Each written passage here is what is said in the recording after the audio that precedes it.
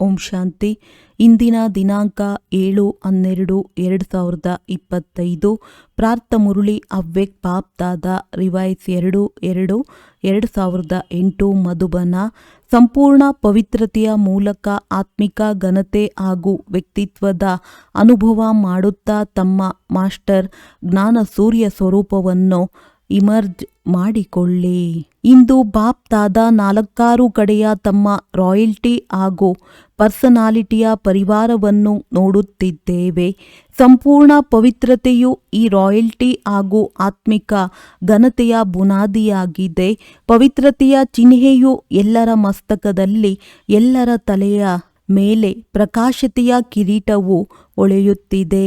ಇಂತಹ ಹೊಳೆಯುತ್ತಿರುವ ಕಿರೀಟಧಾರಿ ಆತ್ಮಿಕ ರಾಯಲ್ಟಿ, ಆತ್ಮಿಕ ಘನತೆ ಇರುವವರು ತಾವು ಬ್ರಾಹ್ಮಣ ಪರಿವಾರದವರಷ್ಟೇ ಆಗಿದ್ದೀರಿ. ಏಕೆಂದರೆ ಪವಿತ್ರತೆಯನ್ನು ತಮ್ಮದನ್ನಾಗಿ ಮಾಡಿಕೊಂಡಿದ್ದೀರಿ.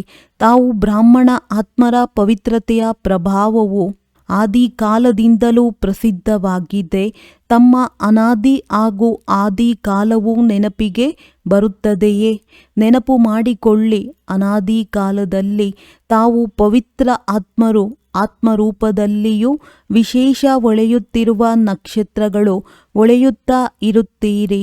ಹಾಗೂ ಅನ್ಯ ಆತ್ಮರು ಇದ್ದರೂ ಸಹ ತಾವು ನಕ್ಷತ್ರಗಳ ಹೊಳಪು ಎಲ್ಲರ ಜೊತೆ ಇದ್ದರೂ ವಿಶೇಷವಾಗಿ ಹೊಳೆಯುತ್ತಿರುತ್ತೀರಿ. ಹೇಗೆ ಆಕಾಶದಲ್ಲಿ ನಕ್ಷತ್ರಗಳು ಬಹಳಷ್ಟು ಇದ್ದರೂ ಕೆಲವು ನಕ್ಷತ್ರಗಳು ಹೊಳೆಯುತ್ತಿರುವಂಥದ್ದಾಗಿರುತ್ತದೆ. ತಮ್ಮನ್ನು ತಾವು ನೋಡಿಕೊಳ್ಳುತ್ತಿದ್ದೀರಾ. ನಂತರ ಆದಿಕಾಲದಲ್ಲಿ ತಮ್ಮ ಪವಿತ್ರತೆಯ ರಾಯಲ್ಟಿ ಹಾಗೂ ಘನತೆಯು ಎಷ್ಟು ಮಹಾನ್ ಆಗಿತ್ತು. ಎಲ್ಲರೂ ಆದಿಕಾಲಕ್ಕೆ ತಲುಪಿದ್ದೀರಾ. ತಲುಪಿಬಿಡಿ. ನನ್ನ ಹೊಳಪಿನ ರೇಖೆ ಎಷ್ಟು ಪರ್ಸೆಂಟೇಜ್ನಲ್ಲಿದೆ ಎಂದು ಪರಿಶೀಲಿಸಿ. ಆದಿಕಾಲದಿಂದ ಅಂತ್ಯಕಾಲದವರೆಗೂ ತಮ್ಮ ಪವಿತ್ರತೆಯ ರಾಯಲ್ಟಿ ಘನತೆ ಸದಾ ಇರುತ್ತದೆ. ಅನಾದಿ ಕಾಲದ ಹೊಳೆಯುತ್ತಿರುವ ನಕ್ಷತ್ರ, ಹೊಳೆಯುತ್ತಿರುವ ತಂದೆಯ ಜೊತೆ ನಿವಾಸ ಮಾಡುವವರಾಗಿದ್ದೀರಿ. ಈಗೀಗ ತಮ್ಮ ವಿಶೇಷತೆಯನ್ನು ನೆನಪು ಮಾಡಿ. ಎಲ್ಲರೂ ಅನಾದಿ ಕಾಲದಲ್ಲಿ ತಲುಪಿದ್ದೀರಾ.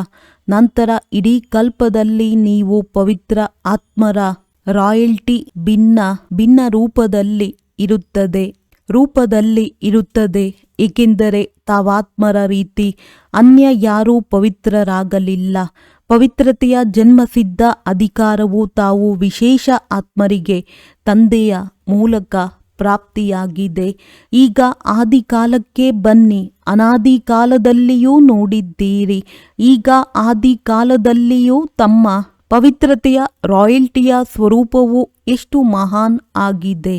ಎಲ್ಲರೂ ಸತ್ಯಯುಗಕ್ಕೆ ತಲುಪಿದ್ದೀರಾ, ಬಂದಿದ್ದೀರಾ. ದೇವತಾ ರೂಪವು ಎಷ್ಟು ಪ್ರಿಯ ಸ್ವರೂಪವಾಗಿದೆ.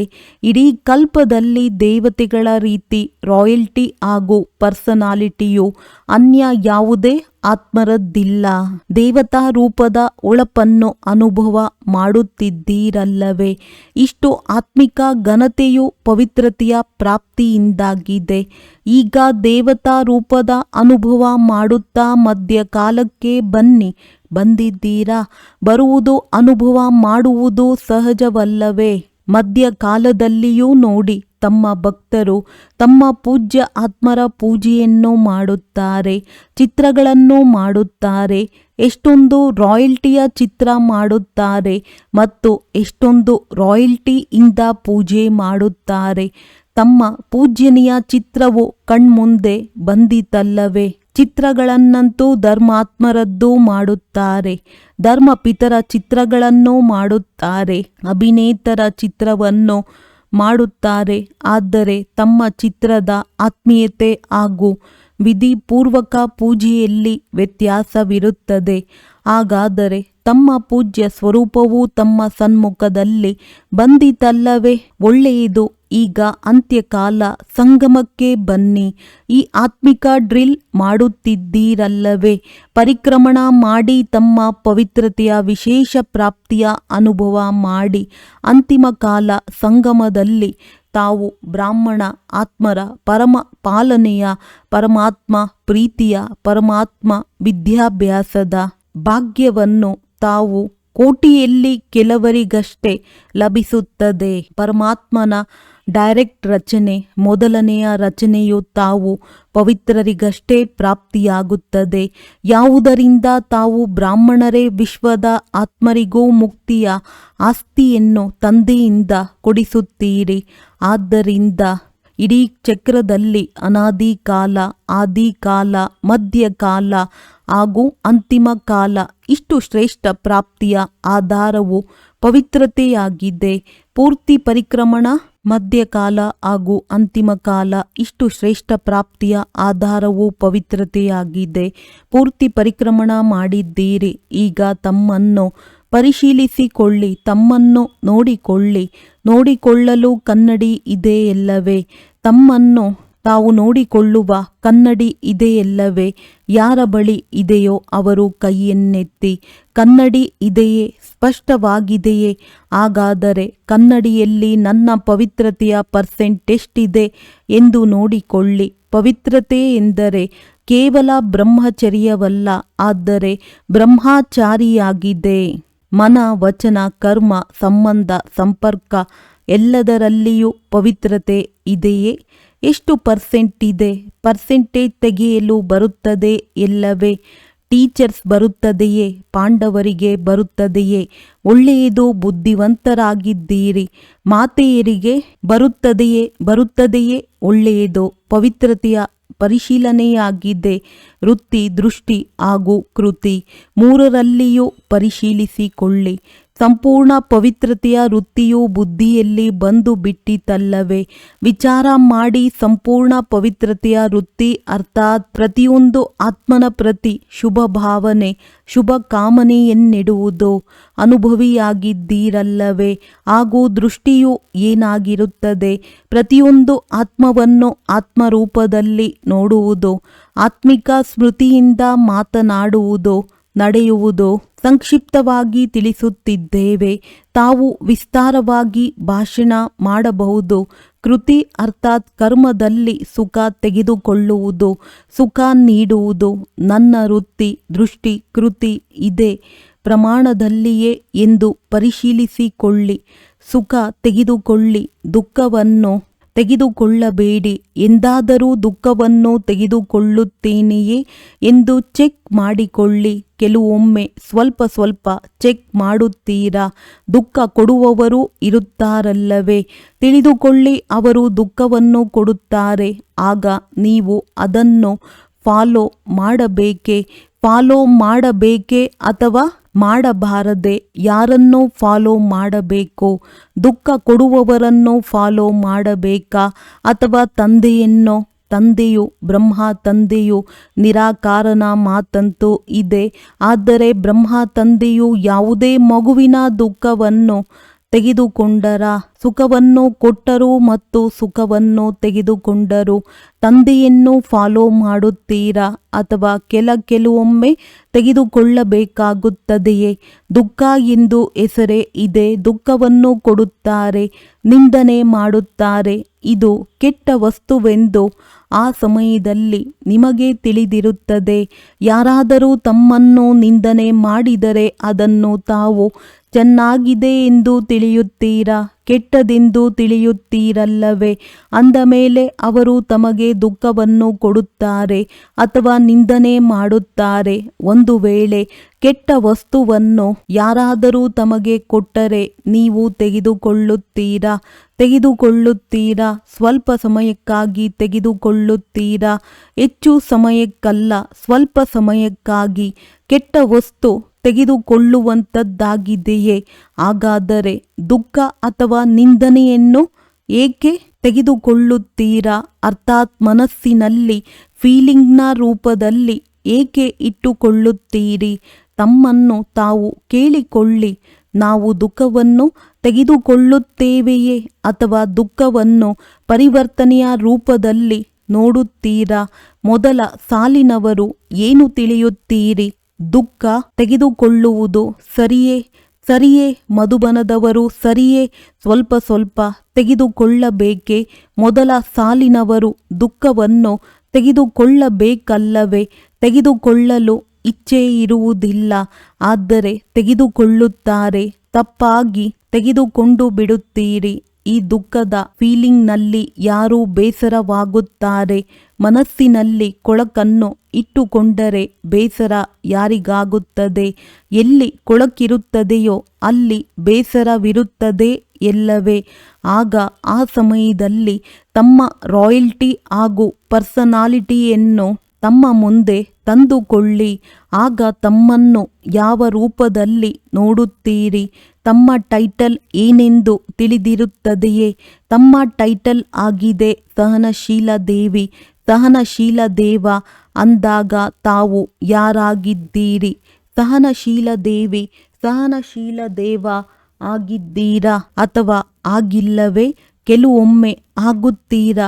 ತಮ್ಮ ಸ್ವಮಾನವನ್ನು ನೆನಪು ಮಾಡಿಕೊಳ್ಳಿ.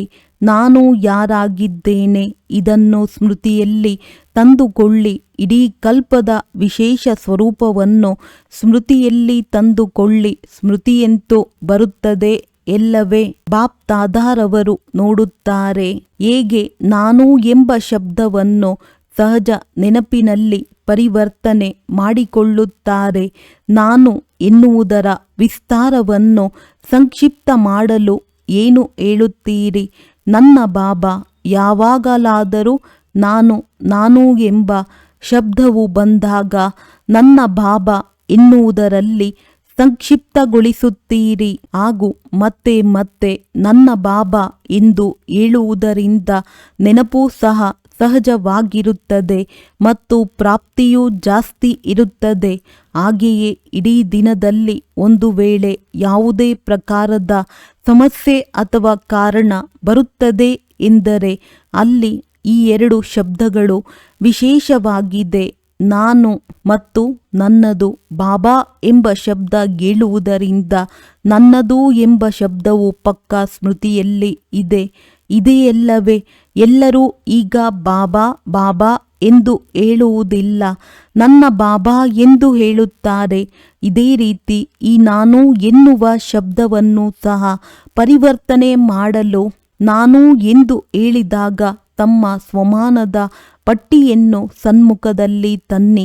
ನಾನು ಯಾರು? ಏಕೆಂದರೆ ನಾನು ಎನ್ನುವ ಶಬ್ದ ಕೆಳಗೆ ಬೀಳಿಸಲು ನಿಮಿತ್ತವಾಗಿ ಬಿಡುತ್ತದೆ ಹಾಗೂ ನಾನು ಎಂಬ ಶಬ್ದವು ಸ್ವಮಾನದ ಸ್ಮೃತಿಯು ಶ್ರೇಷ್ಠರನ್ನಾಗಿಯೂ ಮಾಡುತ್ತದೆ. ಹೇಗೆ ನನ್ನ ಬಾಬಾ ಎನ್ನುವುದರ ಅಭ್ಯಾಸವಾಗಿದೆಯೋ ಹಾಗೆಯೇ ನಾನು ಎಂಬ ಶಬ್ದವನ್ನು ದೇಹಾಭಿಮಾನದ ಸ್ಮೃತಿಯ ಬದಲಾಗಿ ತಮ್ಮ ಶ್ರೇಷ್ಠ ಸ್ವಮಾನವನ್ನು ಸನ್ಮುಖದಲ್ಲಿ ತನ್ನಿ. ನಾನು ಶ್ರೇಷ್ಠ ಆತ್ಮನಾಗಿದ್ದೇನೆ, ಸಿಂಹಾಸನಾಧಿಕಾರಿ ಆತ್ಮನಾಗಿದ್ದೇನೆ, ವಿಶ್ವ ಕಲ್ಯಾಣಿ ಆತ್ಮನಾಗಿದ್ದೇನೆ. ಈ ರೀತಿ ಯಾವುದಾದರೊಂದು ಸ್ವಮಾನದ ಜೊತೆ ನಾನು ಎಂಬ ಶಬ್ದವನ್ನು ಜೋಡಿಸಿ, ಆಗ ನಾನು ಎಂಬ ಶಬ್ದವು ಉನ್ನತಿಗೆ ಸಾಧನವಾಗುತ್ತದೆ. ಹೇಗೆ ನನ್ನದು ಎಂಬ ಶಬ್ದವು ಈಗ ಮೆಜಾರಿಟಿ ಬಾಬಾ ಶಬ್ದದ ನೆನಪು ತರಿಸುತ್ತದೆ. ಏಕೆಂದರೆ ಸಮಯ ಪ್ರಕೃತಿಯ ಮೂಲಕ ತನ್ನ ಚಾಲೆಂಜ್ ಮಾಡುತ್ತಿದೆ. ಸಮಯದ ಸಮೀಪತೆಯನ್ನು ಸಾಮಾನ್ಯ ಮಾತೆಂದು ತಿಳಿಯಬೇಡಿ. ಅಚಾನಕ್ ಹಾಗೂ ಎವರಿಡೇ ಶಬ್ದವನ್ನು ತಮ್ಮ ಕರ್ಮಯೋಗಿ ಜೀವನದಲ್ಲಿ ಎಲ್ಲ ಸಮಯದಲ್ಲಿಯೂ ಸ್ಮೃತಿಯಲ್ಲಿ ಇಟ್ಟುಕೊಳ್ಳಿ. ಹೇಗೆ ವಿಜ್ಞಾನವು ಹೊಸ ಹೊಸ ಪ್ರಯೋಗ ಮಾಡುತ್ತಿರುತ್ತದೆಯೋ ಹಾಗೆಯೇ ತಮ್ಮ ಶಾಂತಿಯ ಶಕ್ತಿಯನ್ನು ಸ್ವಯಂನ ಪ್ರತಿ ಭಿನ್ನ ಭಿನ್ನ ರೂಪದಲ್ಲಿ ಪ್ರಯೋಗ ಮಾಡಿ. ಎಷ್ಟೆಷ್ಟು ಸ್ವಯಂ ಪ್ರತಿ ಪ್ರಯೋಗ ಮಾಡುವ ಅಭ್ಯಾಸ ಮಾಡುತ್ತೀರಿ ಅಷ್ಟೇ ಅನ್ಯರ ಪ್ರತಿಯೂ ಶಾಂತಿಯ ಶಕ್ತಿಯ ಪ್ರಯೋಗ ಆಗುತ್ತಿರುತ್ತದೆ. ಈಗ ವಿಶೇಷವಾಗಿ ತಮ್ಮ ಶಕ್ತಿಗಳ ಸಕಾಶವನ್ನು 4 ಕಡೆ ಹರಡಿಸಿ. ತಮ್ಮ ಪ್ರಕೃತಿಯ ಸೂರ್ಯಶಕ್ತಿ, ಸೂರ್ಯನ ಕಿರಣಗಳು ತಮ್ಮ ಕಾರ್ಯವನ್ನು ಅನೇಕ ರೂಪದಲ್ಲಿ ಮಾಡುತ್ತಿದೆ. ನೀರನ್ನು ಸುರಿಸುತ್ತದೆ ಹಾಗೂ ನೀರನ್ನು ಹೀರಿಕೊಳ್ಳುತ್ತದೆ. ಹಗಲಿನಿಂದ ರಾತ್ರಿ, ರಾತ್ರಿಯಿಂದ ಹಗಲನ್ನಾಗಿ ಮಾಡಿ ತೋರಿಸುತ್ತದೆ. ಹಾಗಾದರೆ ತಾವು ತಮ್ಮ ಶಕ್ತಿಗಳ ಸಕಾಶವನ್ನು ವಾಯುಮಂಡಲದಲ್ಲಿ ಹರಡಿಸಲು ಸಾಧ್ಯವಿಲ್ಲವೇ? ತಮ್ಮ ಶಕ್ತಿಯ ಸಕಾಶದಿಂದ ಆತ್ಮರನ್ನು ದುಃಖ ಅಶಾಂತಿಯಿಂದ ಮುಕ್ತರನ್ನಾಗಿ ಮಾಡಲು ಆಗುವುದಿಲ್ಲವೇ? ಜ್ಞಾನ ಸೂರ್ಯ ಸ್ವರೂಪವನ್ನು ಇಮರ್ಜ್ ಮಾಡಿಕೊಳ್ಳಿ, ಕಿರಣಗಳನ್ನು ಹರಡಿ ಸಕಾಶ ಕೊಡಿ. ಹೇಗೆ ಸ್ಥಾಪನೆಯ ಆದಿಕಾಲದಲ್ಲಿ ಬಾಪ್ ದಾದಾರವರ ಕಡೆಯಿಂದ ಅನೇಕ ಆತ್ಮರಿಗೆ ಸುಖ ಶಾಂತಿಯ ಸಕಾಶ ಸಿಗುವ ಅನುಭವವನ್ನು ಮನೆಯಲ್ಲಿ ಕುಳಿತಲ್ಲಿಯೇ ಆಯಿತು, ಅಲ್ಲಿಗೆ ಹೋಗಿ ಎಂದು ಸಂಕಲ್ಪ ಸಿಕ್ಕಿತು. ಇದೇ ರೀತಿ ಈಗ ತಾವು ಮಾಸ್ಟರ್ ಜ್ಞಾನ ಸೂರ್ಯ ಮಕ್ಕಳ ಮೂಲಕ ಸುಖ ಶಾಂತಿಯ ಅಲೆಯನ್ನು ಹರಡುವ ಅನುಭೂತಿ ಆಗಬೇಕು. ಆದರೆ ಮನಸ್ಸಿನ ಏಕಾಗ್ರತೆಯೇ ಇದನ್ನು ಮಾಡುವುದರ ಸಾಧನವಾಗಿದೆ. ನೆನಪಿನ ಏಕಾಗ್ರತೆಯ ಶಕ್ತಿಯನ್ನು ಸ್ವಯಂನಲ್ಲಿ ಹೆಚ್ಚಿಸಿಕೊಳ್ಳಿ. ಯಾವಾಗ ಬೇಕೋ, ಹೇಗೆ ಬೇಕೋ, ಎಲ್ಲಿಯವರೆಗೆ ಬೇಕೋ ಅಲ್ಲಿಯವರೆಗೆ ಮನಸ್ಸನ್ನು ಏಕಾಗ್ರ ಮಾಡಿಕೊಳ್ಳಬೇಕು. ಈಗ ಮಾಸ್ಟರ್ ಜ್ಞಾನ ಸೂರ್ಯನ ಸ್ವರೂಪವನ್ನು ಇಮರ್ಜ್ ಮಾಡಿಕೊಳ್ಳಿ ಹಾಗೂ ಶಕ್ತಿಗಳ ಕಿರಣ ಹಾಗೂ ಸಕಾಶವನ್ನು ಹರಡಿ ಮಕ್ಕಳು ಸೇವೆಯ ಉಮಂಗ ಉತ್ಸಾಹದಲ್ಲಿ ಅನೇಕ ಕಡೆ ಸೇವೆ ಚೆನ್ನಾಗಿ ಮಾಡುತ್ತಿದ್ದಾರೆಂದು ಬಾಪ್ ದಾದಾರವರು ಕೇಳಿದೆವು ಹಾಗೂ ಖುಷಿಯಾಗಿತ್ತು.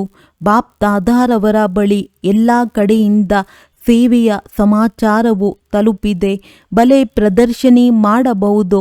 ಸಮಾಚಾರ ಪತ್ರಿಕೆಗಳ ಮೂಲಕ, ದೂರದರ್ಶನದ ಮೂಲಕ ಸಂದೇಶ ಕೊಡುವ ಕಾರ್ಯವನ್ನು ಹೆಚ್ಚಾಗಿ ಮಾಡುತ್ತಾ ಹೋಗುತ್ತಿದ್ದೀರಿ. ಸಂದೇಶವು ತಲುಪುತ್ತದೆ. ಸಂದೇಶವನ್ನು ಚೆನ್ನಾಗಿ ತಲುಪಿಸುತ್ತಿದ್ದೀರಿ. ಹಳ್ಳಿಗಳ ಕಡೆ ಎಲ್ಲೆಲ್ಲಿ ಇನ್ನೂ ತಲುಪಿಲ್ಲವೋ ಪ್ರತಿಯೊಂದು ಝೋನ್ ತಮ್ಮ ತಮ್ಮ ಸ್ಥಾನಗಳಲ್ಲಿ ವೃದ್ಧಿ ಮಾಡುತ್ತಾ ಇದೆ. ಪತ್ರಿಕೆಗಳ ಮೂಲಕ, ದೂರದರ್ಶನದ ಮೂಲಕ, ಭಿನ್ನ ಭಿನ್ನ ಸಾಧನಗಳ ಮೂಲಕ ಉಮಂಗ ಉತ್ಸಾಹದಿಂದ ಮಾಡುತ್ತಾ ಇದ್ದೀರಿ. ಇದೆಲ್ಲವನ್ನು ಮಾಡುವಂತಹ ಮಕ್ಕಳಿಗೆ ಬಾಪ್ ದಾದಾರವರು ಬಹಳ ಸ್ನೇಹಭರಿತ ಆಶೀರ್ವಾದಗಳಿಂದ ಕೂಡಿದ ಶುಭಾಶಯಗಳನ್ನು ನೀಡುತ್ತಿದ್ದಾರೆ.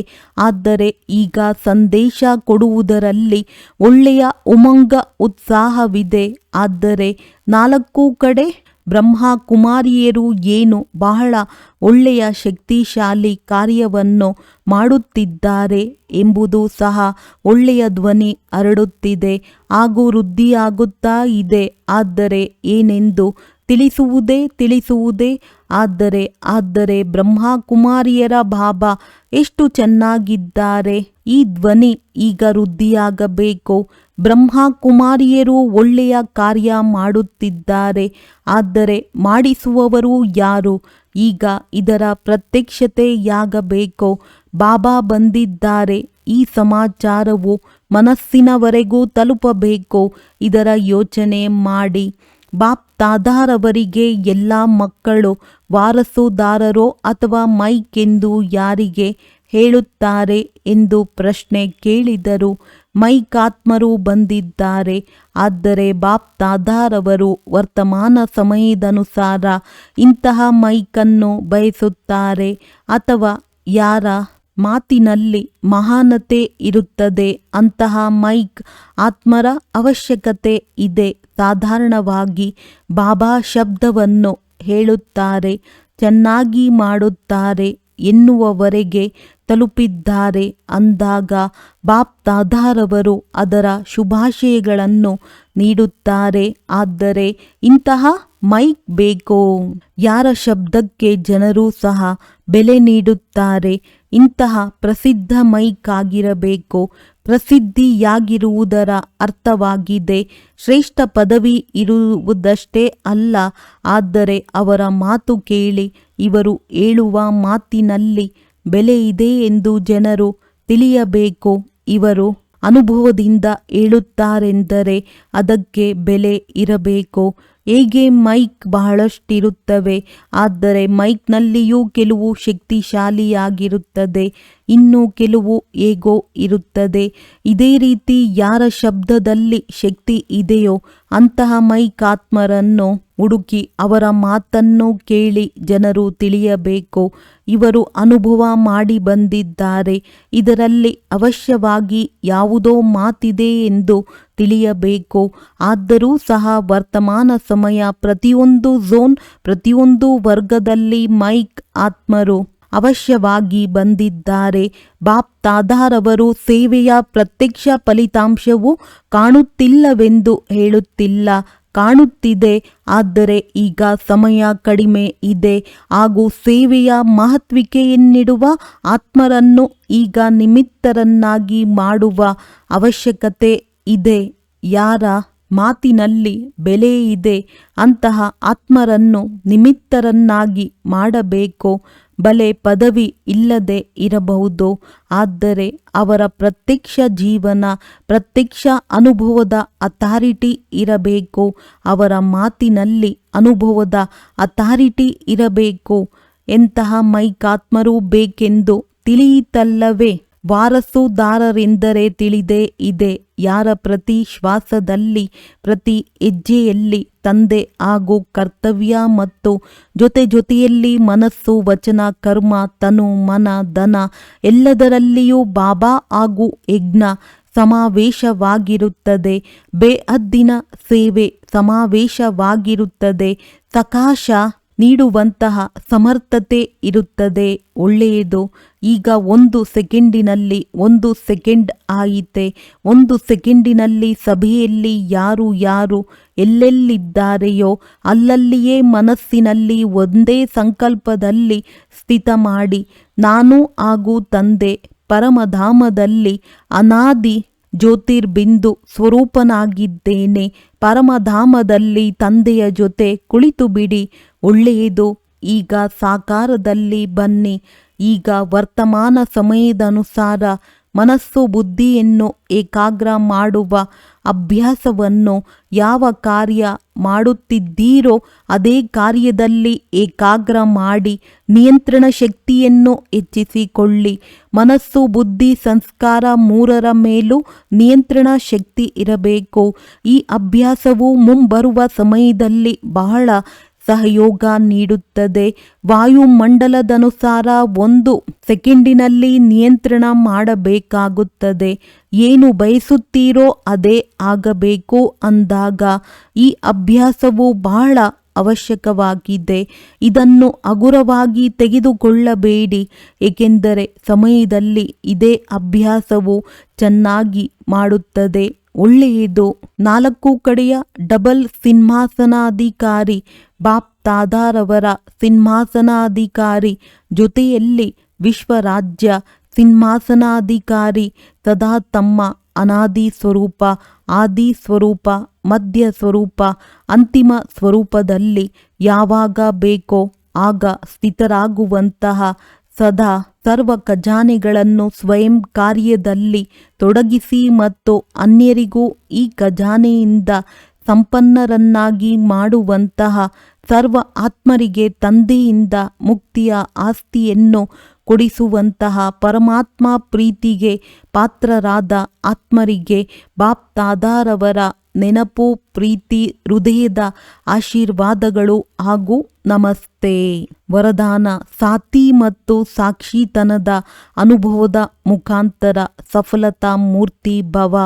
ಯಾವ ಮಕ್ಕಳು ಸದಾ ತಂದೆಯ ಜೊತೆ ಇರುತ್ತಾರೆ ಅವರು ಸ್ವತಃವಾಗಿ ಸಾಕ್ಷಿಯಾಗಿ ಬಿಡುತ್ತಾರೆ, ಏಕೆಂದರೆ ತಂದೆ ಸ್ವಯಂ ಸಾಕ್ಷಿಯಾಗಿರುತ್ತಾ ಪಾತ್ರ ಮಾಡುತ್ತಾರೆ.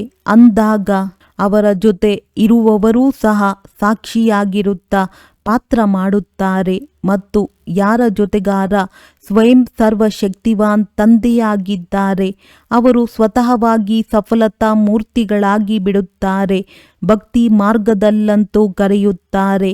ಸ್ವಲ್ಪ ಸಮಯಕ್ಕೆ ಜೊತೆಯ ಅನುಭವ ಮಾಡಿಸಿ, ನೋಟ ತೋರಿಸಿ. ಆದರೆ ನೀವು ಸರ್ವ ಸಂಬಂಧಗಳಿಂದ ಜೊತೆಗಾರರಾಗಿ ಬಿಟ್ಟಿರಿ. ಆದ್ದರಿಂದ ಇದೇ ಖುಷಿ ಮತ್ತು ನಶೆಯಲ್ಲಿರಿ. ಏನು ಪಡೆಯಬೇಕೋ ಅದನ್ನು ಪಡೆದು ಬಿಟ್ಟೆನು. ಸ್ಲೋಗನ್: ವ್ಯರ್ಥ ಸಂಕಲ್ಪಗಳ ನಿಶಾನಿಯಾಗಿದೆ. ಮನಸ್ಸು ಉದಾಸ ಮತ್ತು ಖುಷಿ ಕಾಣದಾಗುವುದು. ಅವ್ಯಕ್ತ ಸೂಚನೆ. ಈಗ ಸಂಪನ್ನ ಅಥವಾ ಕರ್ಮಾತೀತರಾಗುವುದರಲ್ಲಿ ತತ್ಪರರಾಗಿರಿ. ಬಹಳ ಕಾಲ ಅಚಲ, ಅಡೋಲ, ನಿರ್ವಿಘ್ನ, ನಿರ್ಬಂಧನ, ನಿರ್ವಿಕಲ್ಪ, ನಿರ್ವಿಕರ್ಮ ಅರ್ಥಾತ್ ನಿರಾಕಾರಿ, ನಿರ್ವಿಕಾರಿ ಮತ್ತು ನಿರಹಂಕಾರಿ ಸ್ಥಿತಿಯಲ್ಲಿರಿ. ಆಗ ಕರ್ಮಾತೀತರಾಗಲು ಸಾಧ್ಯ. ಸೇವೆಯ ವಿಚಾರ ಬಲೆ ಎಷ್ಟೇ ಹೆಚ್ಚಿಸಿ, ಆದರೆ ವಿಸ್ತಾರದಲ್ಲಿ ಹೋಗುತ್ತಾ ಸಾರದ ಸ್ಥಿತಿಯ ಅಭ್ಯಾಸ ಕಡಿಮೆಯಾಗಬಾರದು. ವಿಸ್ತಾರದಲ್ಲಿ ಸಾರವನ್ನು ಮರೆಯಬಾರದು. ತಿನ್ನಿ, ಕುಡಿಯಿರಿ, ಸೇವೆ ಮಾಡಿ, ಆದರೆ ಭಿನ್ನತನವನ್ನು ಮರೆಯಬೇಡಿ. ಒಳ್ಳೆಯದು. ಓಂ ಶಾಂತಿ.